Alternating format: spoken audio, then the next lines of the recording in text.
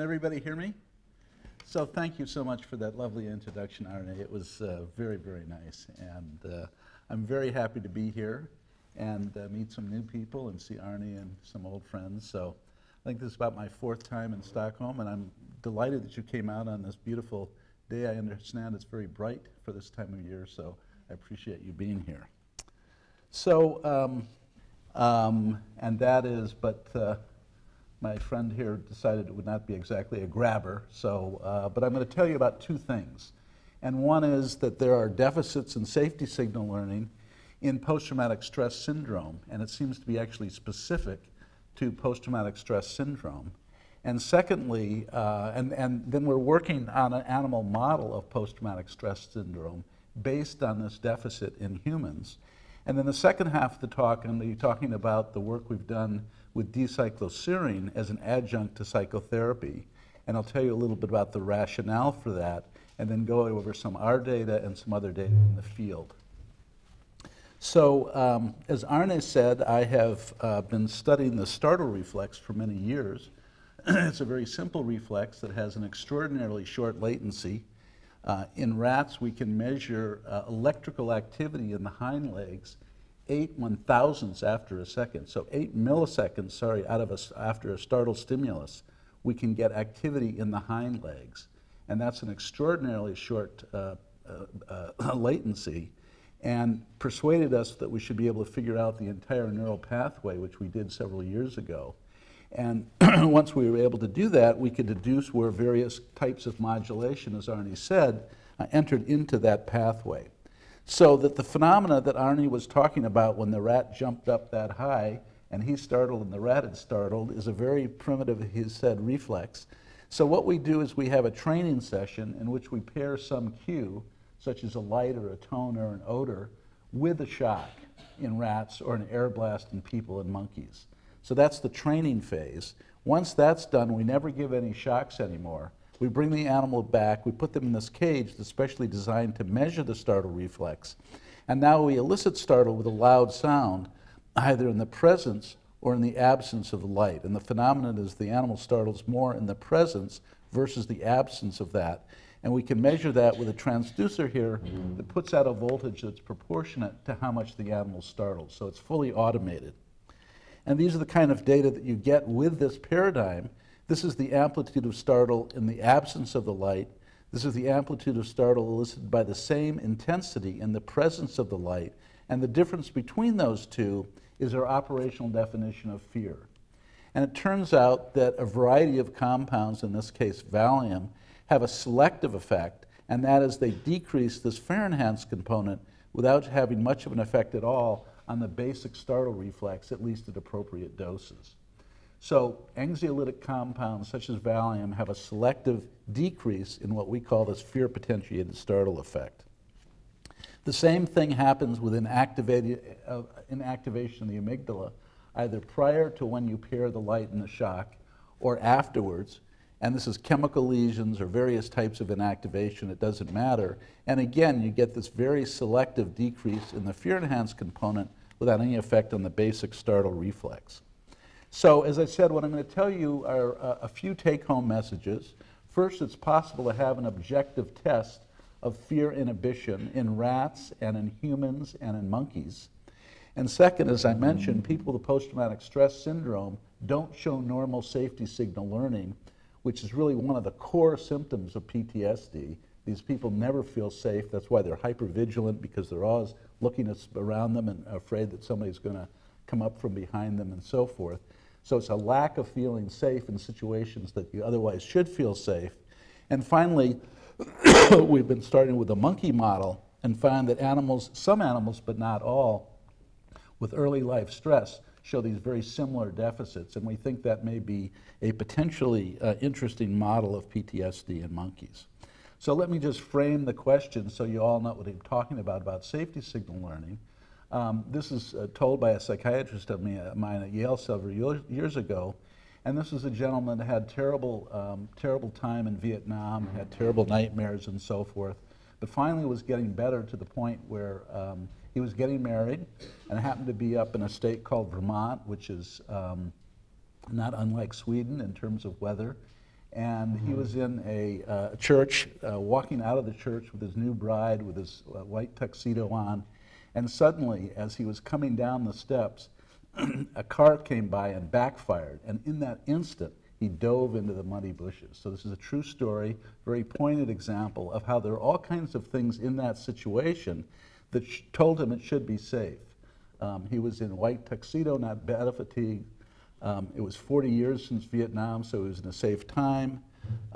He was now in Vermont and not in Vietnam. He had his new bride in his arm, and yet when that primordial fear stimulus came through, no matter all these other safety signals, he dove for cover. And so that's a very clear example of not responding to safety signals. So how do we study safety signal learning? And I'm going to have just a touch of psychology. I don't want anybody to glaze over now. This is not tough stuff, okay? So what you do in rats is you take some cue, we'll call it A, let's say it's a light, and you pair it with a shock, just as I told you. And now you can measure potentiation of startle in the presence of that light, and that's that increase in startle that I showed you before. If you now have another cue, such as a tone, and with that same animal, you pair the tone and the light, and that signals the absence of the shock, you can show that now when you turn the tone on in the presence of the A cue, or the light, there's an inhibition, and that is called condition inhibition. It's called condition inhibition because it does what's called a transfer test. So if you have another cue, we'll call it T, you now pair it with a shock, but it's never been in compound with the tone, and now for the first time you present the tone and the transfer cue, you get inhibition. So that is the acid test of condition inhibition of rats. The animal learns that that cue is a safety signal. And no matter what the excitatory stimulus is, it transfers to it, okay? In humans, this just doesn't seem to work very well. So in humans, you can do the same thing. You pair A with a cue, in this case an air blast, and I'll show you how we do it. You show potentiation in presence of that. Of course, you have less in the BA because that was signified no air blast. But when you go to the transfer, the B cue does not transfer its inhibition to another stimulus. Okay, that's as complicated as it's going to get. And the reason is that people don't see cues A and B as rats do. They see it as AB. So they may code it as a noisy light, or a bright sound, or something like that. And therefore, they don't really learn, they simply learn the simple discrimination, but they don't learn that the B cue is inhibitory. And so this has been around for a very long time, but it's never worked in humans for that reason. So for various reasons, we went to a slightly more complicated paradigm, and we simply add one other cue called X, which is a common cue.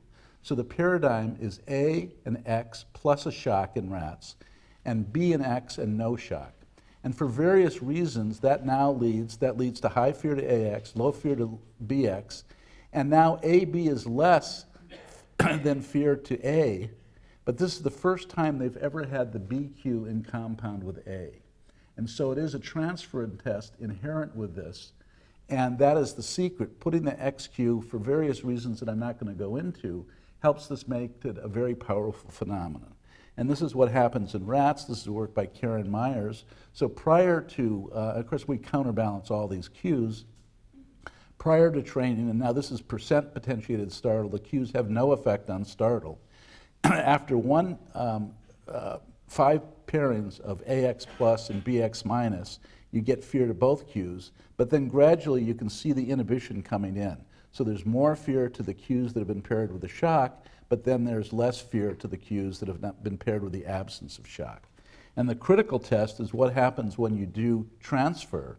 So now this is all the cues. They're afraid of AX, they're not of BX, they're afraid of A, they're not of B, but importantly, on the A-B test trial, they're less than they are under A. And that signifies a safety signal, and this is just for these people that understand it's not due to external inhibition. So that's the paradigm that we developed in rats, and it works very well in rats. The question is, would it work in humans? Because remember, the other earlier tests of condition inhibition never seemed to work in humans. And so in humans, what we do, and this is work that Arne's done with Alphonse Hamm and Peter Lang and so forth, and Christian Griona and I have done a lot. So what we do is we use the eye blink component of Startle. So this is a person that has earphones, and we go, psh, psh, you can blink your eye. If we go, psh, you blink your eye harder. It's very quantitative, and you can measure that by these electrodes under here. And now this is the cue that's going to make them afraid. Okay, so this is an air blast to the Adam's apple. And I actually set this up with Christian Griona a long time ago. And I knew that when the cue was going to come on, I wasn't going to get hurt or anything. But I could feel myself getting more and more anxious because it's like going through your throat. It's a very vulnerable part of our anatomy. And it's a very anxiogenic situation. So here's what we do in people, and then we measure how much they startle, either in the presence of the cue that's paired with the air blast or in the absence, just like we did in the rat. So here's what we do. We show two squares on the computer, A and X, so a green and a yellow, and that's now paired with that air blast to the throat. We have another pair of, oh, and then this is very important. After every trial, we ask the people to rate, was A dangerous, safe, or I don't know? So they have a little button box, and they're asked, was the A cue, so in that case it was the green square, I think. Yeah, the green square. Is that dangerous? Is it expected? The air blast expected, not expected, I don't know. And this is going to be important down later for what I'm going to tell you. And now we have BX, so it's the same X, but now B with a no air blast, so that's the safety signal. So that's the training phase, and then we simply test the, we again use the button box, and then we test the people in the presence of A, and we show a lot of fear to that, or AB, and that should be lower, so AB should be less than AX or A. And so this is the first study that was done with healthy humans by Tanja Jovanovic et al. So these are humans that are showing fear to AX, no fear to BX or much less. AB is somewhere in the middle, and AC is just to test a novel compound and it has no effect. So that says that they are learning this as a condition inhibition inhibitor. That is, when you put B in compound with A, it inhibits fear to A. And remember, this is the first time that they ever have this AB. So it's not transfer of, it's a transfer example where it's not just discrimination learning. Now, Tanja happens to come from Croatia, and unfortunately there are a lot of post-traumatic stress syndrome people in Croatia for obvious reasons. And so she set this up. This was the first 16 people that she used. Fear of AX, not of BX. AB is somewhere in the middle, and nothing AC. So they showed good transfer as we'd expect. But people with post-traumatic stress syndrome, they have poor discrimination between AX and BX because they're not developing as much inhibition, but there's absolutely no inhibition on AB test trial. So what that indicates now is people that, remember, have this core symptom of the inability to feel safe do not show safety signal learning in this simple test. And so those people have no transfer of inhibition in PTSD patients. So is that clear? Everybody get it? This is now further work that Tanja and Kerry Ressler is doing on a large downtown hospital in Atlanta called Grady Memorial Hospital. And for those of you who don't know much about the inner cities of the United States, it's a terrible place to live and a terrible place to grow up. If you are African American, indigent, you just don't have a chance. And let me just show you some of the statistics that these people experience during their lives. So this is the trauma type, and this is the frequency out of a total N of 184 people. So these are people that, again, are generally poor. They're generally African American, inner city dwellers. They have to go to this hospital because we don't have an adequate health care thing in the United States. They've had a bunch of natural disasters, serious accident or injury, 48%. Some have had military compound. Many of them have seen somebody killed in front of them, so there's death or murder of a friend or family, 35%. Suicide of a close friend,